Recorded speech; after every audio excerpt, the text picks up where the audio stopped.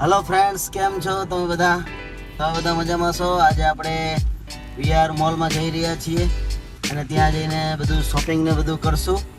તો આપણે ફેમિલી સાથે અને મારા એક બેન છે સિસ્ટર, એની સાથે આપણે આજે વીઆર મોલમાં જવાના છીએ ખરીદી કરવા. તો તમે બધા પણ ચાલો અમારી સાથે, બહુ મજા આવશે આજના વ્લોગમાં.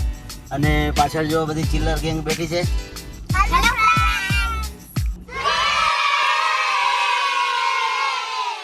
In a milkshake. Every time she move and make the ground shake. And the friend do it with her, for goodness sake. She don't even like the fellas, but a stack will make a play. Gon' make a play. Gon' make a play. She don't even like the fellas, but a stack will make a play. Gon' make a play. અને પછી આપણે first floor ઉપર જતા રહ્યા. ત્યાં આ જે brand છે તે આપણી પર્સનલ ફેવરિટ છે મારી, અને એની અંદર આપણે બધી પ્રોડક્ટ આપણે જોઈ, બધા શૂઝ ને બધું, અને એની ક્વોલિટી એકદમ ટોપ નોચ આવે છે. અને મને પર્સનલી એટલી બધી વધારે ગમે છે, કારણ કે મેં ઓલરેડી 4-5 વખત એની ટ્રાય કરી ચૂકેલો છું. અને પછી આપણે અંદર મોલમાં બધી જગ્યાએ બધી વસ્તુ જોઈ, અને આપણે થોડાક 1-2 જોડી કપડાં પણ ટ્રાય કર્યા અલગ અલગ, અને આપણે લીધા છે એને પણ. અને સેલની અંદર બધી જ બ્રાન્ડમાં લગભગ 50 થી 60% સેલ હતો. અને અત્યારે ખરીદી કરવા માટેનો મને એવું લાગે છે કે આપણા મીડિયમ ક્લાસ ફેમિલી માટે બેસ્ટ ટાઈમ કહેવાય, કારણ કે આ ટાઈમ ઉપર એ જ બધી સારી પ્રોડક્ટ તમને ઓછા ભાવમાં મળી જતી હોય છે.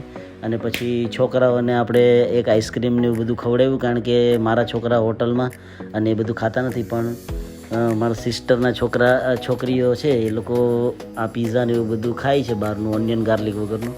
તો એના માટે આપણે માર્ગરીટા ઓર્ડર કરી દીધો હતો પીઝા, અને પછી એ બધી છોકરીઓએ પીઝા ખાધા. અને ખુશીએ તો ખાલી એક્ટિંગ જ કરી, કારણ કે ખાતી નથી એટલે.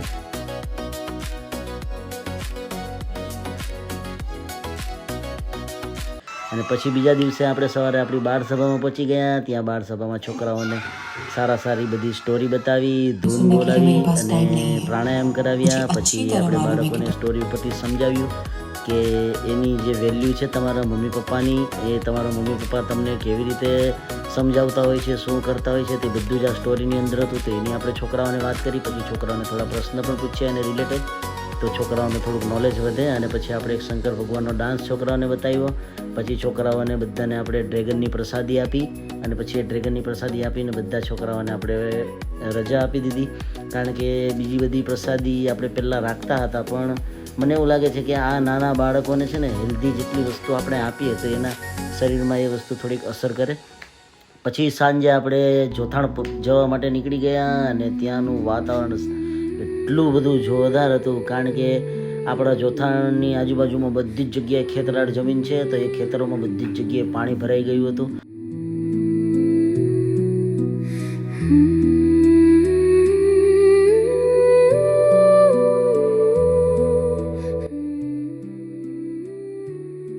અને પછી આપણે રસોડામાં જગત સ્વામી ને ભગતજી ને બધા આવ્યા હતા, અને આપણે જે પ્રસાદમની સેવા કરી હતી, ચાલુ હતી, તેનું વિઝિટ સંતો દ્વારા કરીને પછી બધા દેવના ભક્તો જો સેવા કરતા થયા. આ દાદા આપણા 2 પર્સનલ ફેવરિટ દાદા છે.